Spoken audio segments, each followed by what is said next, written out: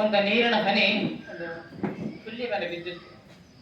ಆ ಹನಿಗೆ ಅನಿಸ್ತು, ಆ ಹನಿ ಬೆಳ ಅದು ಭಯ ಪಡ್ತು. ಅವಾಗ ಅಲ್ಲೇ ಇರುವಂತ ಭೂಮಿ ಹೇಳ್ತು, ಭಯ ಪಡಬೇಡ. ಅದು ಕೇಳ್ತಾನ, ಎಲ್ಲಿಂದ ಬಂದೆ? ಅವಾಗ ಅದು ಭೂಮಿ ಹೇಳ್ತು, ನೀನು ಸಾಗರದಿಂದ ಬಂದೆ. ಅದಕ್ಕೆ ಇಚ್ಛೆ ಆಯ್ತು, ನಾನು ಸಾಗರಕ್ಕೆ ಹೋಗಬೇಕು, ಸಾಗರ ನೋಡಬೇಕು, ಸಾಗರದಲ್ಲಿ ಬೆರಿಬೇಕು. ಅವಾಗ ಭೂತಾಯಿ ಹೇಳಿದಳು, ಚಿಂತೆ ಮಾಡಬೇಡ, ನೀ ಅವಶ್ಯವಾಗಿ ನೀ ಸಾಗರಕ್ಕೆ ಹೋಗಬೇಕಂತ ಒಂದು ಇಚ್ಛೆ ಇರು. ಅದು ಹೇಳ್ತು, ಸಾಗರ ಅಂತ ನನಗೆ ಗೊತ್ತಿಲ್ಲ, ಆದ್ರೆ ಸಾಗರಕ್ಕೆ ಮಾತ್ರ ಹೋಗಬೇಕು. ಆಯ್ತು, ನೀ ಭಯ ಪಡಬೇಡ, ಅವಶ್ಯವಾಗಿ ಹೋಗ್ತೀವಿ. ಇಚ್ಛೆ ಇತ್ತು ಈ ಸಾಗರಕ್ಕೆ ಹೋಗಬೇಕು. ಅಷ್ಟೊತ್ತಿಗೆ ಇನ್ನೊಂದು 3-4 ನೀರಿನ ಹನಿ ಭೇಟಿಯಾದ. ಅದನ್ನ ಕೇಳ್ತಾನೆ, ಎಲ್ಲಿಗೆ ಹೇಳ್ತಾನೆ? ಅವ್ರು ಹೇಳಿದ್ರು, ನಾವು ಸಾಗರಕ್ಕೆ ಹೋಗ್ತಾ ಇದ್ದೇವೆ. ಮತ್ತು ಸಾಗರ ನೋಡಿದೆ?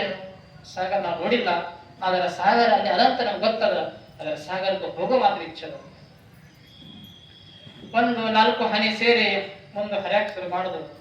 ಹನಿ ಹನಿ ಸೇರಿ ಒಂದು ಸಣ್ಣ ಝರಿ ಆಯ್ತು. ಝರಿ ಹರಿತಾ ಹೋಗುವಾಗ ಸ್ವಲ್ಪ ಮಳೆ ನಿಂತಿತ್ತು.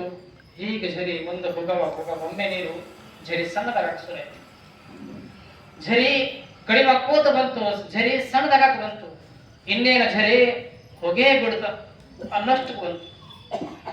ಅವಾಗ ಹನಿ ಭಯ ಪಡ್ತು, ನಾನು ಮುಗದೆ ಬಿಡ್ತು. ಅವಾಗ ಭೂತಾಯಿ ಹೇಳಿದಳು, ಭಯ ಪಡಬೇಡ, ನಿನ್ನ ಗುರಿ ಬಿಡಬೇಡ, ಸಾಗರದಲ್ಲಿ ತಲುಪದೆ ಇರಬೇಡ, ನಾ ಇದೇನೇನೆ, ಚಿಂತೆ ಮಾಡಬೇಡ ಅಂತ. ಆಯ್ತಂತ ತಿಳ್ಕೊಂಡು ಈ ಹನಿ ಝರಿ ಮುಂದೆ ಹರಿಯಾಕ ಶುರು ಮಾಡ.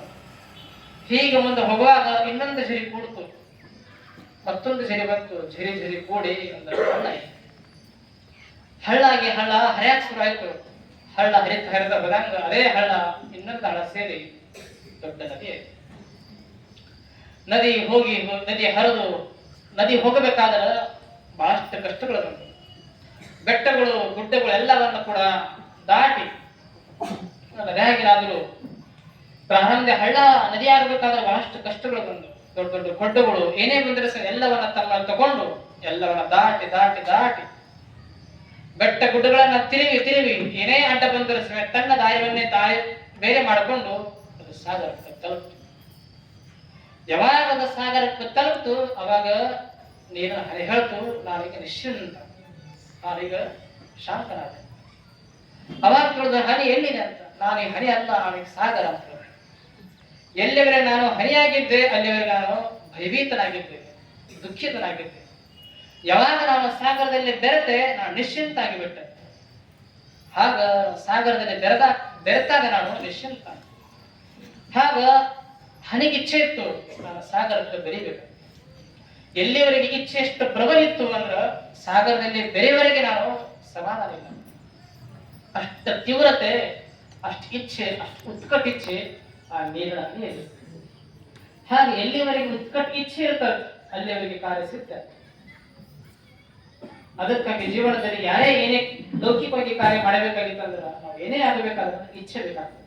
ನಾವು ಶ್ರೀಮಂತ ಆಗಬೇಕಾದ್ರೂ ಕೂಡ ಇಚ್ಛೆ ಬೇಕು. ನಾನು ವಿದ್ಯಾಭ್ಯಾಸ ಮಾಡಬೇಕನ್ನುವಂತ ಇಚ್ಛೆ ಬೇಕು.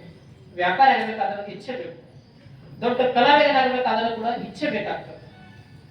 ದೊಡ್ಡ ವಿಜ್ಞಾನಿ ಆಗಬೇಕಾದ್ರೆ ಒಳಗೆ ಇಚ್ಛೆ ಮೂಡಬೇಕಾಗ್ತದೆ. ಇಚ್ಛೆ ಇಲ್ಲ ಅಂದ್ರೆ ಏನು ಮಾಡಕ್ಕಾಗೋದಿಲ್ಲ. ಹಾಗ ನಾವು ಶಾಂತಿಯಿಂದ ಬದುಕಬೇಕನ್ನುವಂತ ಕೂಡ ಇಚ್ಛೆ ಒಳಗೆ ಇರಬೇಕಾಗ್ತದೆ. ಹಾಗಿರ್ತಾನೆ ನಾವು ಶಾಂತಿಯಿಂದ ಬದುಕಾಕ ಸಾಧ್ಯ. ಇಚ್ಛೆನೆ ಒಳಗ ಮೂಡಲಿಲ್ಲ ಅಂದ್ರೆ ಶಾಂತಿಯಿಂದ ಬದುಕಾಕ ಹೇಗೆ ಸಾಧ್ಯ? ಅದಕ್ಕೆ ಯಾರೇ ಇರಲಿ, ಒಂದು ಸಣ್ಣ ಹುಲ್ಲು ಇರ್ತದೆ, ಆ ಹುಲ್ಲ ಸಮೇತ ಇಚ್ಛೆನ ನಾವು ಚಿಕ್ಕಿಬೇಕು. ಬಹಳ ಜನ ತುಳಿತಿರ್ತಾರ, ದನ ಒಂದು ಮೈತಿರ್ತಾವ, ಎಷ್ಟೇ ಇದ್ರೆ ಸಮೇತ ಒಂದು ಗರ್ಕಿ ಅದಂತ ನಾನು ಚಿಗುತ್ತೀನಿ. ಮನುಷ್ಯ ಎಷ್ಟೇ ತುಳಿ ನಾನು ಬೆಳಿತೀನಿ. ನಾನು ಭೂಮಂಡಲ ಹಸಿರು ಮಾಡಬೇಕಂತ ಇಚ್ಛೆ ನನಗದ. ಆಗ ಒಂದು ವನ ಕಂಟಿ ಇತ್ತು. ಆ ವನ ಕಂಟಿ ಒಂದು ದಿವಸ ಮೇಘನಿಗೆ ಕೇಳ್ತು, ಮೇಘವೇ ನನಗ 4 ನೀರು ಸೋಸ. ಮೇಘ ಕೇಳ್ತು, ನೀ ಅಂತ ವನ ಕಂಟಿ ನನಗೆ ನೀರು ಸುರಿಸಿ ಏನೋ ಪ್ರಯೋಜನ? ಅವಾಗ ಅದು ಹೇಳ್ತು, ನೀರು ಸುರಿಸಬಹುದು, ನನ್ನಲ್ಲಿ ಬೆಳೆದ ಇಚ್ಛೆ ಅದ, ನಾನು ಭೂಮಂಡಲನ ಸುಗಂಧ ಭರಿತ ಮಾಡುವಂತ ಇಚ್ಛೆ ನನಗೆ ಅದ, 4 ನೀರು ಸುರಿಸು. ಹೀಗ ಮೇಘ 4 ನೀರು ಸುರಿಸ್ದ. ಅವಾಗ ಆ ಕಂಟಿಯಿಂದ 2 ಎಲೆ ಹೊರಗೆ ಬಂದು ನಿಧಾನವಾಗಿ ಬೇರೆ ಬಿಡ್ತು. ಅಲ್ಲಿ ಇರುವಂತ ಮಣ್ಣನ್ನ ಹುಡುಕಿ ಬೇರನ್ನ ಭದ್ರವಾಗಿ ಆ ಮಣ್ಣಿಗೆ ಹಿಡ್ಕೊಂತು. ಹೀಗೆ ಬೆಳೆಯಾಕ ಶುರು ಆಯ್ತು. ಬೆಳೆದು ಬೆಳೆದು ಒಂದು ಲತೆ ಆಯ್ತು, ಒಂದು ಮೊಕ್ಕಾಯ್ತು. ಹೀಗೆ ಹೂ ಅರಳಿ ಎಲ್ಲಾ ಕಡೆ ಗಾಳಿ ಬೀಸದಂಗ ಅಲ್ಲಿಂದ ಎಲ್ಲಾ ಕಡೆ ಸುಗಂಧ ಪಸರ ಶುರು ಮಾಡ್ತು. ಒಂದು ಗಂಟೆ ಅದು ಹೇಳ್ತ ನಮ್ಮಲ್ಲಿ ಸಾಮರ್ಥ್ಯದ, ನಮ್ಗೆ ಇಚ್ಛದ, ಭೂಮಂಡಲ ಸುಗಂಧ ಭರಿತ ಮಾಡುವಂತ ಇಚ್ಛೆ ನಡೆಯದ. ಹಾಗ ಪ್ರತಿಯೊಬ್ಬರ ಇಚ್ಛೆ ಇರ್ತದೆ ಜಗತ್ತಿನಲ್ಲಿ. ಏನೇ ನೋಡ್ರಿ, ಹತ್ಯದ ಹಾಲು ಇಚ್ಛದ, ಕರುವಾದ ಹಾಲು ಕೂಡ ಇಚ್ಛದ. ಹಂಗ ಪ್ರತಿಯೊಬ್ಬರ ಇಚ್ಛೆ ಇರ್ತದೆ. ಹಂಗ ನಮಗೂ ಕೂಡ ಇಚ್ಛೆ ಬೇಕಾಗ್ತದೆ. ಶಾಂತಿಯಿಂದ ಬದುಕಬೇಕು, ನಮ್ಮ ಜೀವನ ಶಾಂತಿಪೂರ್ಣ ಆಗಬೇಕು ಅನ್ನುವಂತ ಇಚ್ಛೆ ಬೇಕಾಗ್ತದೆ. ಹಾಗೆ ಇಚ್ಛೆ ಇತ್ತಂದ್ರೆ ನಮ್ಮ ಜೀವನ ಪರಿಪೂರ್ಣಗಳು.